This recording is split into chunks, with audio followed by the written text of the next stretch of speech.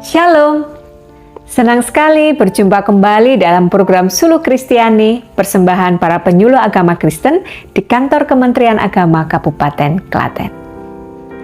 Sahabat Suluh Kristiani yang terkasih, jika ada pertanyaan sebagai orang Kristen, apakah kita sudah menjadi seorang Kristen yang taat? Bagaimana jawaban saudara? Saya yakin sebagian besar dari kita akan menjawab, ya, saya sudah menjadi orang Kristen yang taat. Tapi kita perlu mencermati, ketaatan seperti apa yang sudah kita lakukan selama ini? Ada 3 jenis ketaatan.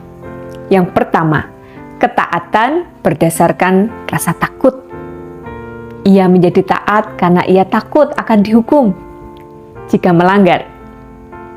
Yang kedua, ketaatan karena pamrih, ia mengharapkan sesuatu ketika ia melakukan ketaatan. Saya taat karena nanti saya akan mendapatkan hadiah, atau dengan taat saya akan diberkati lebih banyak lagi.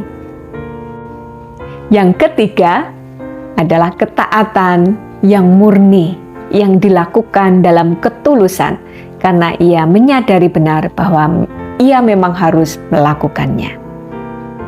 Kita bisa berkaca dari ketiga jenis ketaatan tadi, ketaatan seperti apa yang selama ini telah kita jalani. Dan kita juga akan belajar dari perkataan Yesus mengenai ketaatan, yaitu dalam Yohanes 14 ayat yang ke-15. Jikalau kamu mengasihi aku, kamu akan menuruti segala perintahku. Di sini Yesus mengkaitkan ketaatan dengan kasih. Ketaatan dilakukan sebagai wujud dari kasih kepada Allah. Siapa yang mengasihi aku, ia akan menuruti segala perintahku. Ketaatan yang didasarkan pada kasih, seperti yang Yesus kehendaki, sebenarnya menjadi kesempatan bagi kita untuk bisa merasakan kemerdekaan dalam melakukan ketaatan. Setiap ketaatan kita bukanlah ketaatan yang membebani diri kita, melainkan justru membebaskan kita, karena kita melakukannya dengan sukacita. Kita bisa membayangkan ketika seorang yang jatuh cinta atau mengasihi seseorang, tentu ia akan melakukan apapun bagi orang yang dikasihinya dengan sukacita, tanpa beban, tanpa paksaan. Sedemikian juga dengan kita. Ketika kita mengasihi Allah, tentu ketaatan kita adalah ketaatan yang memerdekakan kita. Kita akan melakukan perintah-perintah Allah dengan setia tanpa kita merasa terbebani atau terpaksa untuk melakukannya. Memang dalam kenyataannya, untuk taat pada setiap perintah Tuhan itu tidaklah mudah. Yesus pun menyadari itu. Sehingga ia pun menjanjikan seorang penolong bagi kita, seperti yang tertulis dalam ayat yang ke-16.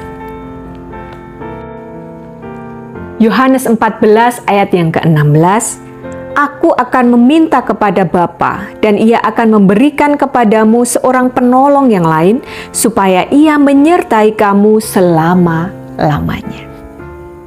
Yesus memang sudah tidak bersama dengan kita, tetapi kehadirannya masih bisa kita rasakan, bahkan seterusnya akan bisa kita rasakan, karena ia telah memberikan roh penolong bagi kita. Kiranya kita bisa memperhatikan, mendengarkan setiap tuntunan yang diberikan Sang Penolong itu, sehingga benar kasih kita kepada Allah dapat kita wujudkan dalam tindakan nyata, ketaatan yang penuh kasih. Kiranya setiap ketaatan kita dimanapun dan kapanpun, dengan siapapun, itu benar-benar menjadi wujud nyata cinta kasih kita yang besar kepada Allah yang telah lebih dahulu mengasihi kita. Tuhan memberkati.